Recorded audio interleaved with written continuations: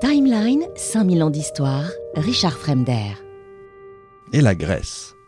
On connaît la descente d'Ulysse aux enfers, on sait ce qu'il y trouve, ce sont des ombres, sans substance, privées de mémoire, privées de désir. Le monde des morts est un reflet affaibli de la vie, pas un espace de jugement. Ce n'est qu'avec Platon qu'apparaît l'idée d'un jugement post-mortem. Mais là encore, le système repose sur la réincarnation, choisie en fonction des mérites.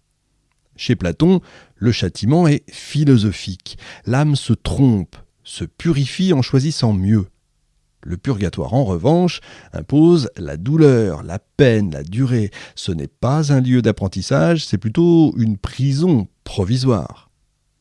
Et les Romains, quant à eux, reprennent les motifs grecs, ce qu'ils font très souvent d'ailleurs, sans les théoriser davantage. Le Tartare, les Champs-Élysées, l'île des Bienheureux, autant de lieux fixes, sans temporalité ni transformation. Et puis il y a le judaïsme. Le christianisme, vous le savez, va en sortir, mais il commence là, évidemment. Et dans le judaïsme antique, pas d'enfer, pas de paradis. Juste ce qu'ils appellent le Sheol, ou le Skéol, Sheol, je ne sais pas trop comment ça se prononce, ce lieu d'ombre, vous me pardonnerez, ce lieu d'ombre, de silence, où les morts dorment sans conscience.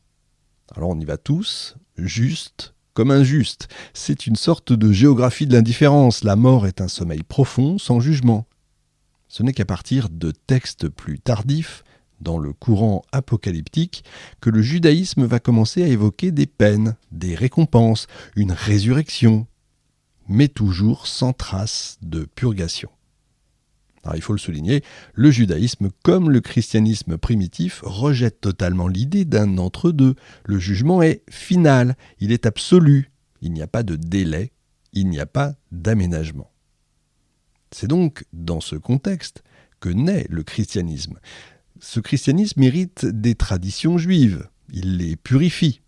Et sur l'après-mort, Jésus en dit très peu. Le bon larron est promis au paradis, Lazare est dans le sein d'Abraham, le mauvais riche souffre dans les flammes, mais nulle part un troisième lieu, aucune mention d'un temps d'attente, aucune théologie du feu purificateur.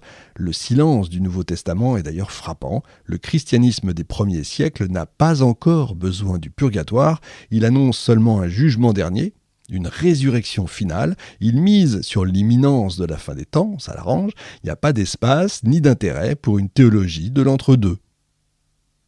Mais ce silence, vous l'avez compris, ne va pas durer. Dès le IIIe siècle, il y a quand même des questions qui surgissent. Que deviennent les morts en attendant le jugement dernier ? Peuvent-ils être aidés par les prières des vivants ? Les martyrs vont-ils directement au ciel ?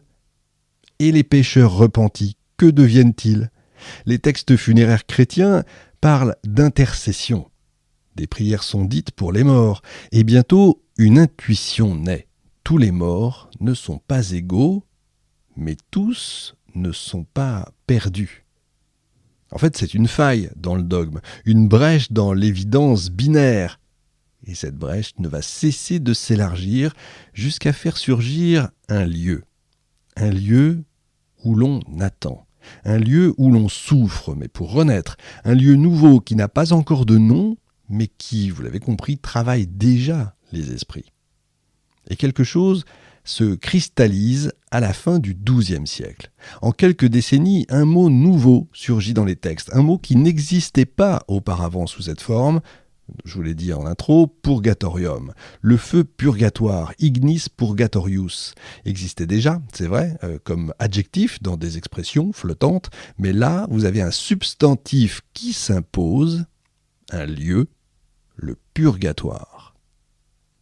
N'allez pas croire que c'est un simple enrichissement du vocabulaire, c'est un véritable séisme, parce qu'en nommant ce lieu, on lui donne une existence. En l'extrayant de l'enfer, on en fait un monde autonome, un territoire dans l'au-delà.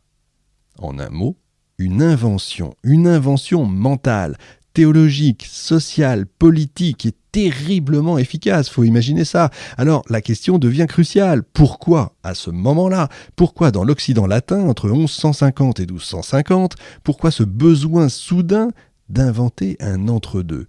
un feu provisoire, une souffrance amendable? Tout simplement, c'est que le XIIe siècle est un véritable tournant. C'est pas encore la Renaissance, évidemment, mais c'est plus le haut Moyen-Âge. La société se complexifie, les villes se développent, l'économie se diversifie, les structures féodales se stabilisent et surtout, la chrétienté latine entre dans une ère d'encadrement moral et doctrinal. Les péchés se multiplient, alors pas dans la réalité, mais dans l'inventaire.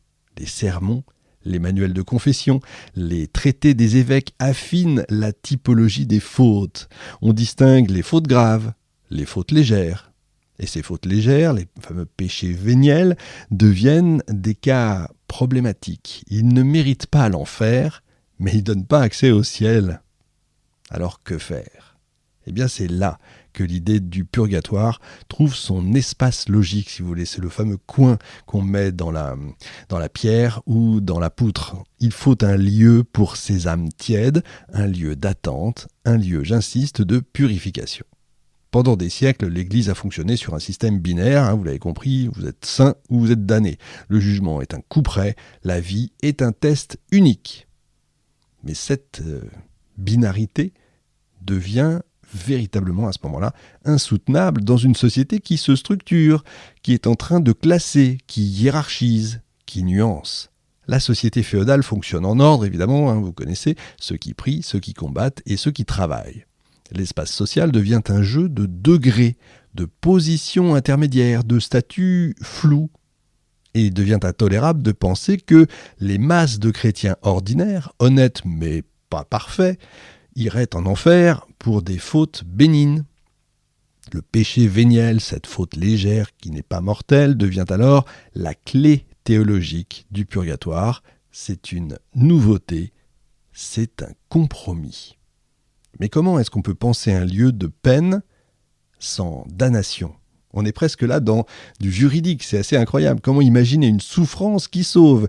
Eh bien, c'est là que le Moyen-Âge mobilise l'un de ses plus vieux symboles, le feu. Mais pas le feu de l'enfer, un feu nouveau, un feu qui purifie comme l'épreuve d'un métal dans la forge. Ce feu est sacré, mais il est temporaire. Il est douleur, mais il sauve. Il brûle, mais il ne détruit pas. C'est une idée puissante, en fait, il faut bien comprendre, parce qu'elle repose sur une transformation mentale capitale. Le feu n'est plus seulement punition, il devient transition. Et cette transition correspond exactement à l'idée du purgatoire, ni enfer, ni ciel, mais bien un passage. Timeline, 5000 ans d'histoire, Richard Fremder.